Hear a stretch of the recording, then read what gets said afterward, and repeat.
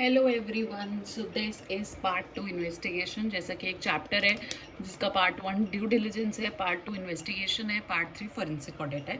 तो ये basics of investigation है। ऑफ कोर्स इस चैप्टर में बहुत सारी तरह के इन्वेस्टिगेशन के बारे में पूछा जा सकता है कि इनकमिंग पार्टनर है, कोई पार्टनरशिप फर्म ज्वाइन कर रहा है तो वो किस चीज़ का इन्वेस्टिगेशन करेगा। आप अगर आपको सेल्स का इन्वेस्टिगेशन करने को दिया जाए, एसेट्स का दिया जाए, तो आप कैसे करोगे। तो वो जनरलाइज चीज़ें इसमें हैं, वो स्पेसिफिक चीज़ें हमें of course study material refer करके एक बार रीड करनी पड़ेगी। वर्ड टू वर्ड उसको याद नहीं किया जा सकता, बट येस समझ के लिखा जा सकता है। So here we are talking about generalize things जो इन्वेस्टिगेशन के चैप्टर में है। तो सबसे पहले investigation is systematic and in depth examination to establish a fact और टू इवैल्यूएट स्पेसिफिक सिचुएशन। एक इन डेप्थ एग्जामिनेशन है एक फैक्ट स्टैब्लिश करने के लिए और स्पेसिफिक सिचुएशन को इवैल्यूएट करने के लिए। स्टेप्स क्या है इन्वेस्टिगेशन में? पहले ऑब्जेक्टिव एंड स्कोप दिखोगे, फिर फॉर्मुलेशन ऑफ इन्वेस्टिगेशन का प्रोग्राम बनाओगे, रिकॉर्ड्स एग्जामिन करोगे और एविडेंस इकट्ठे करोगे, फाइंडिंग्स को एनालाइज और इंटरप्रेट करोगे और एक लास्ट में रिपोर्ट बनाओगे कंक्लूजन देते हुए। इंपॉर्टेंट इश्यूज क्या है इन्वेस्टिगेशन रिपोर्ट बनाते हुए? इररिलेवेंट थिंग नहीं होनी चाहिए, रेलिवेंट फैक्ट्स होने चाहिए linked with evidence, nature and objective of assignment होना चाहिए, restriction limitation imposed by client अगर कोई है तो होना चाहिए, basis and assumptions explicitly state कर दो, every word properly consider, possibility of arriving at different meaning, her word का कोई 2 मीनिंग या 3 मीनिंग नहीं निकलना चाहिए, ऐसे वर्ड्स को अवॉइड करो, मिनिमाइज करो, एक ही मतलब रीड करने में इश्यूज ना आए।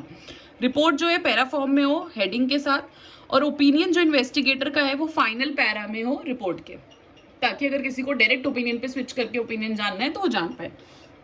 फिर कुछ स्पेशल इश्यूज हैं इन्वेस्टिगेशन के। 100% या सेलेक्टिव वेरिफिकेशन करेंगे, डिपेंड्स ऑन केस पे डिपेंड करेगा। इन्वेस्टिगेटर रिलाई करेगा ऑडिटेड फाइनेंशियल स्टेटमेंट पे। Investigation due to doubt in audit financial statement है तब तो रिलाई नहीं करेगा। Financial statement not audited by qualified CA, अगर क्वालिफाइड सीए से ऑडिट नहीं हुआ है पहले तो चेक और वेरीफाई करेगा, और कोई अदर केस है तो एग्री करेगा with client in writing, client से राइटिंग में ले लेगा और फिर एग्री करेगा। रिक्वायर्स असिस्टेंस ऑफ एक्सपर्ट, अगर चाहिए तो रिटर्न कंसेंट लेनी है क्लाइंट की। Investigation out of disputes and conflicting claims है अगर कोई तो इन्वेस्टिगेटर अब डिस्प्यूट से ऊपर इन्वेस्टिगेटर। बेसिस ऑफ ओपिनियन क्या लोगे? नॉट इशू स्पेक्यूलेटिव ओपिनियन नहीं लेना, रिस्ट्रिक्ट करना है ओपिनियन टू स्टैब्लिश्ड फैक्ट तक। बुक्स इनकम्प्लीट है, नॉट एक्सप्रेस ओपिनियन, या फिर क्वालिफाई कर दो ओपिनियन रीजन के साथ। फिर कुछ भी फ्यूचरिस्टिक स्टेटमेंट्स को रिफ्यूज करना है, प्रेजेंट वैल्यू ऑफ बिजनेस को कंसीडर करना है।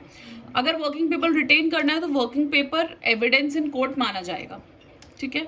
उसके बाद investigation for giving bank loan to company, क्या इन्वेस्टिगेशन होगा? पर्पस ऑफ लोन क्या है। इसी तरह से जैसे ये एक एग्जांपल है कि बैंक लोन टू कंपनी के लिए आप क्या स्टेप्स करोगे, इसी तरह से बहुत सारे इन्वेस्टिगेशन के प्रोसेस आ सकते हैं जिसमें हमें वेरिफिकेशन और ये सब लिखना पड़ेगा। तो दिस इज एन एग्जांपल कि अगर बैंक लोन है तो क्या इन्वेस्टिगेट करना है, पर्पस ऑफ लोन क्या है, how borrowers will invest the amount कैसे, शेड्यूल ऑफ रिपेमेंट क्या है, history of growth and development क्या है 5 ईयर्स के अंदर, और फाइनेंशियल स्टैंडिंग और रेपुटेशन ऑफ बिजनेस गुडविल क्या है, company authorised bye MOA AOA है कि नहीं है, और reasons for rejection of loan from other bank, अगर किसी और बैंक ने रिजेक्ट करा है तो उसके रीजंस क्या है। इस टाइप के बहुत सारे केसेस आ सकते हैं जिसको अगेन एक रीड देना पड़ेगा, तब ये इन्वेस्टिगेशन का चैप्टर कंप्लीट होएगा।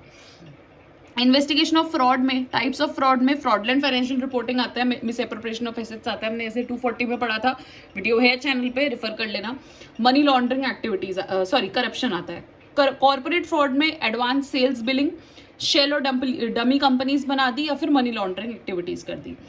फिर fraud at operational level employees, cash में कैसे करोगे? टेम्परिंग ऑफ चेक्स, टेम्पर कर दिए cheque, draft online payment receipts गड़बड़ कर दी, इसमें ऑफ बुक फ्रॉड्स कर दिए, कैश का मिसअप्रोप्रिएशन कर दिया, या टीमिंग एंड लेडिंग का फ्रॉड कर दिया, जो डेटर का फ्रॉड होता है कि एक डेटर से लेके दूसरे को दिखा दिया।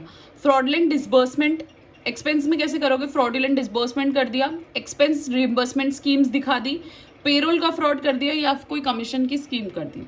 इंडिकेटर्स ऑफ फ्रॉड क्या होते हैं? अनएक्सेप्टेबल मैनेजमेंट के रिस्पॉन्सेज हैं, डिस्क्रिपेंसीज हैं अकाउंटिंग रिकॉर्ड्स में, कोई और इंडिकेटर है, ये कोई कॉन्फ्लिक्ट है, या कुछ मिसिंग एविडेंस है। फ्रॉड डायमंड एक होता है, incentive, rationalisation, opportunity, capability, IROC। Incentive मतलब मैं करूंगा फ्रॉड, रैशनलाइजेशन मतलब मेरे पास उतना सोर्स है फ्रॉड करने के लिए, अपॉर्चुनिटी मतलब कुछ तो वीकनेस है कंपनी के अंदर जिसकी वजह से फ्रॉड करना बहुत सिंपल हो गया है, और कैपेबिलिटी मतलब मेरे पास वो अथॉरिटीज हैं वो उसको मिस अप्रोप्रिएट करने के लिए। So this is about investigation. इसका third part about forensic audit is still pending, वो नेक्स्ट वीडियो में आएगा। So I hope you like it. If you like it, please like, share and subscribe.